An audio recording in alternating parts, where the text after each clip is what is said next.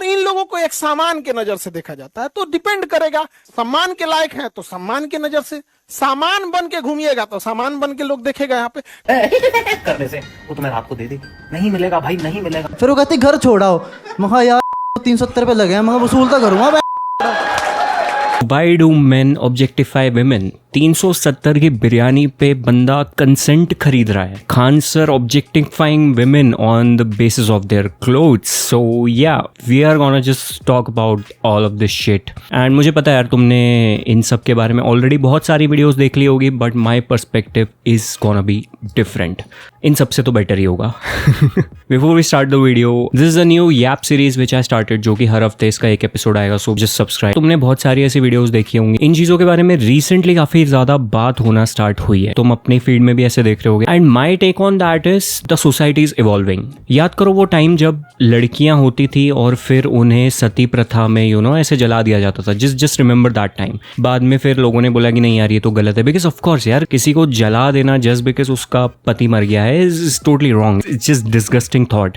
And अभी ये thought तुम देखोगे बिल्कुल भी एक्सेप्टेबल नहीं है, बट पुराने ज़माने में किसी टाइम पे ये चीज़ एक्सेप्टेबल हुआ करती थी। इसीलिए मुझे लगता है कि यार अभी society is evolving at a very high pace. एक बंदी ने डाला था कि खान सर विमेन को ऑब्जेक्टिफाई कर रहे हैं, एंड टू अ पॉइंट ही इज। ये चीज़ खान सर को भी नहीं पता होगी क्योंकि उनके लिए दिस इज नॉर्मल।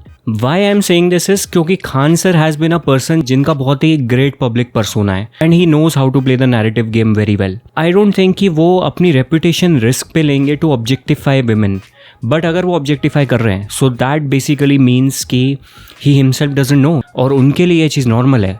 एंड ऐसे ही बहुत सारे लोगों के लिए बहुत सारी ऐसी चीज़ें नॉर्मल हो जाती है। And to a point I think this is a mentality related issue, not an education related issue. क्योंकि यार हम सभी एजुकेटेड है, क्योंकि जहाँ पे तुम्हारी एक बार मेंटालिटी यहाँ से खराब है ना, वो कहीं ना कहीं तुम्हारे एक्शंस पे रिफ्लेक्ट होगी। जैसे कि इस बंदे ने 370 की बिरयानी खिलाई है, तो बंदी से कुछ तो मुझे वसूलना पड़ेगा। That shows a very pure transactional relationship. Consent को ही ट्रांजैक्शन वे में ले रहा है भाई, मतलब दिस इज क्रेजी। और कोई चीज समझ आता कि यार और कोई चीज में वो ट्रांजैक्शन दिखा रहा है कि ठीक है यार तूने चल मुझे वड़ा पाव खिलाया, चल मैं कल तुझे पिज्जा खिला दूंगा, ठीक है फाइन, ट्रांजैक्शन है, आई गेट इट। बट यार कंसेंट वाली चीज में ट्रांजैक्शनल होना, दिस इज डिस्गस्टिंग। मैं भी कहीं ना कहीं यार इस मेंटालिटी वाली जो सोच है, उसके जो एक्शंस है, उसका कहीं ना कहीं विक्टिम मैं भी रहा हूँ। इवन मेरी फैमिली में ही I have seen. See mom लोगों का तुम्हें पता है कैसा होता है कि मम्मी है ना थोड़े वैसी रहती हैं कि दे आर अनकंडीशनली लविंग। तुम अगर मम्मी के साथ थोड़ा सा बुरा भी चलो तब भी वो माँ की ममता आई जाती है, वो तुम्हें फिर भी प्यार करेगी। But other side of the parents से ऐसा कई बार नहीं होता। So even I have been a victim of this transactional mentality. You have been born and raised and now we expect something from you. And expect करना एक चीज़ है, but मेरी बाउंड्रीज को क्रॉस करके मुझे फोर्स करना, गिव अस द मनी, मतलब bro हफ्ता वसूली नहीं चल रही है। You have to respect my boundaries is well. If it's my money, it's मैं अपनी कंसेंट से, मैं अपने चॉइस से दूंगा, but that doesn't mean that you have to force someone, you have to treat them like shit. इसमें क्या होता है ना कि तुम किसी की एजेंसी पे अटैक नहीं कर सकते। Everybody has their own agency, everybody has self respect, self esteem. And कई बार Indian parents they don't fucking understand this. उनमें इतना बेसिक सेंस होता ही नहीं है। कई बार they have this transactional mentality. And the crazy thing is कि कई बार Indian parents they will not be having a transactional mentality, जहाँ पे उन्हें एक्चुअल में मेंटालिटी रखनी चाहिए। अगर आप कोई बिजनेस कर रहे हो, अगर आप कोई सर्विस प्रोवाइड कर रहे हो, तो you expect the customer to pay you. तो वहाँ पे आप ट्रांजैक्शनल मेंटालिटी नहीं रखोगे, लेकिन जो आपके खुद के जो लोग हैं, जो आपके खुद के रिलेशनशिप्स हैं, उनसे आप वो ट्रांजैक्शनल मेंटालिटी रखते हो। And that is the reason why relationships do spoil. कोई अपना नहीं होता, इसलिए जरूरत से ज्यादा भरोसा मत करना, ना भाई बहन, दोस्त, माँ बाप भी। सो आई गेस तुम अच्छी औलाद तब तक ही हो जब तक तुम उनका कहना मान रहे हो।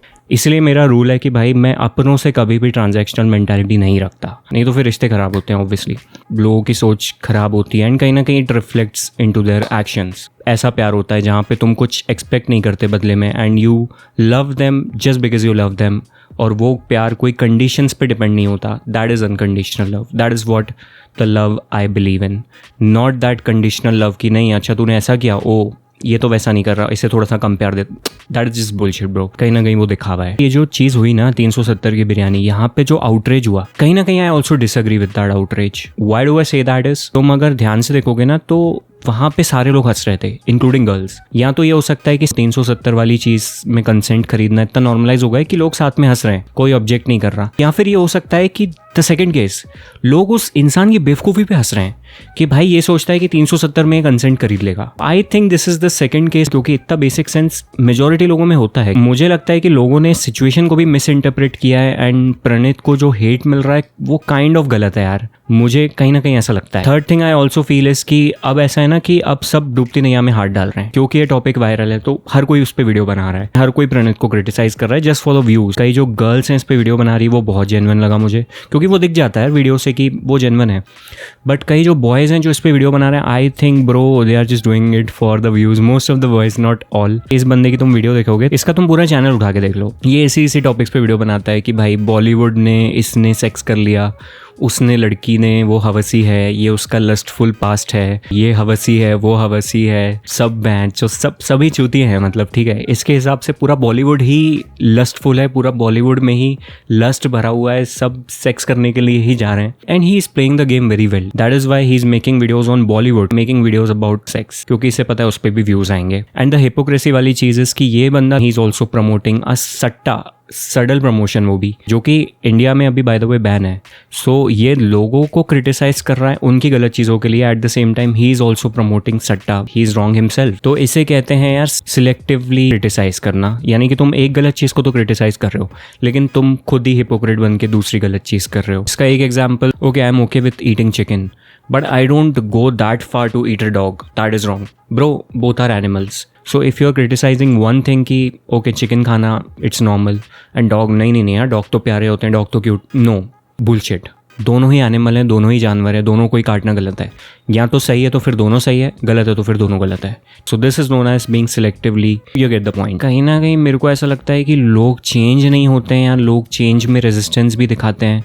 हो सकता है कि पास्ट में उनके पेरेंट्स या उनके परदादा ने कुछ गलत चीज़ की हो एंड बाद में या तो तुम उस चीज़ को नॉर्मलाइज कर सकते हो या फिर उस गलत चीज़ के खिलाफ आवाज़ उठा के चेंज हो सकते हो। जैसे कि बीबी की वाइन्स, उसने भी बोला था कि यार उसकी फैमिली में भी ये चीज़ें गलत चीज़ें होती है, पेरेंट्स दादा परदादा दारू पी के कुछ and he stood against it. उसने ये फिर डिसीजन लिया कि नहीं यार उसके आने वाली जो जनरेशन है वो ये चीज़ कभी फेस ना करे, उसने स्टैंडर्ड्स को और ऊपर किया। वहीं कई लोग ऐसे होते हैं जो कि इन्हीं स्टैंडर्ड्स को नीचे करते हैं, जैसे कि तुमने देखा होगा कि ये बंदा कितना मतलब पब्लिकली इस चीज़ पे जोक कर रहा है कि यार हमारे घर में तो औरतों को पीटा जाता है। Bro disgusting bro. मैं इक्वालिटी में बिलीव रखता हूँ, आई डोंट थिंक ऐसा होना चाहिए एक पर्टिकुलर जेंडर को दबाना चाहिए, कोई भी हो, चाहे वो मेल हो या फिर फीमेल हो। इस लोगों का क्या कहना है इस पे ऑब्जेक्टिफिकेशन पे? बाय द वे ऑब्जेक्टिफिकेशन बहुत टाइप के हो सकते हैं, जैसे कि सेक्सुअल ऑब्जेक्टिफिकेशन, तुम किसी को सिर्फ उसकी सेक्सुअल क्वालिटीज़ के लिए ऑब्जेक्टिफाई कर रहे हो या फिर तुम सामने वाले को सिर्फ उसके काम के लिए रिकॉग्नाइज कर रहे हो, ना कि उसे एज अ पर्सन के लिए। और ये मैं थ्रेड नीचे लिंक पे डाल दूंगा रेडिट का, जिस पे तुम और भी ऑब्जेक्टिफिकेशन या इन सब के बारे में और नॉलेज ले सकते हो।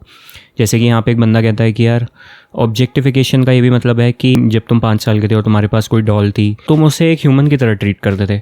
Objectification is just opposite to that, कि तुम किसी इंसान को वो डॉल की तरह एक ऑब्जेक्ट की तरह ट्रीट कर रहे हो and making them feel bad for just being human. भाई मैं बहुत ज़्यादा याप कर रहा हूँ But this the series is all about. So yeah, ये था ऑब्जेक्टिफिकेशन, इस होल सिचुएशन के बारे में माई टेक। कंक्लूजन यार मेरा ये है कि सोसाइटी अभी इवॉल्व हो रही है, which is a good thing, होना ही चाहिए। Change is the only constant thing in the universe, और चेंज होना चाहिए, ग्रोथ होनी चाहिए, स्टैंडर्ड्स ऊपर जाने चाहिए ना कि नीचे। At the same time I also believe ये सब वीडियोज़ बन रही हैं ये सिर्फ दिखावे के लिए ना बने। आई थिंक एक्चुअल चेंज आना चाहिए, लोगों के एक्शंस में वो रिफ्लेक्ट होना चाहिए, लोगों की मेंटालिटी में वो चेंज दिखना चाहिए, ना कि ठीक है ये एक हाइप था कि ठीक है 370 वाली चीज़ वायरल हो गई so everybody is making videos and फिर बाद में the hype goes down and चीज़ें वापस से वैसी हो जाती है। वैसा नहीं होना चाहिए। इंडिविजुअल लेवल पे भी लोगों को गलत चीज़ के खिलाफ खड़े होने की हिम्मत रखनी चाहिए, तभी सोसाइटी में एक्चुअल में एक कोर लेवल पे चेंज आएगा। जब आपके साथ गलत होता है ना, you stand up for it.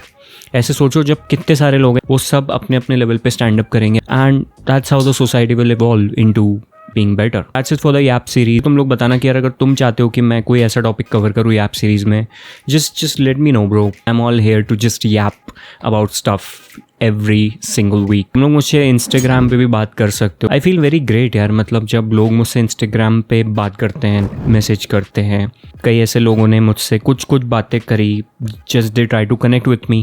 You are watching the video, एक पैरा सोशल रिलेशनशिप है, but when you're texting here it's like human to human connection. So you can just text me या फिर जो भी है तुम्हें अगर बात करनी हो तो इट्स टोटली फाइन. काफ़ी लोग मुझसे इसलिए भी मैसेज करते हैं कि they want to edit for me और they want to make thumbnails for me. And अभी सैटरडे को मेरी वीडियो आ रही है विच इज़ ग्रेट वीडियो. तब तक के लिए बाय बाय.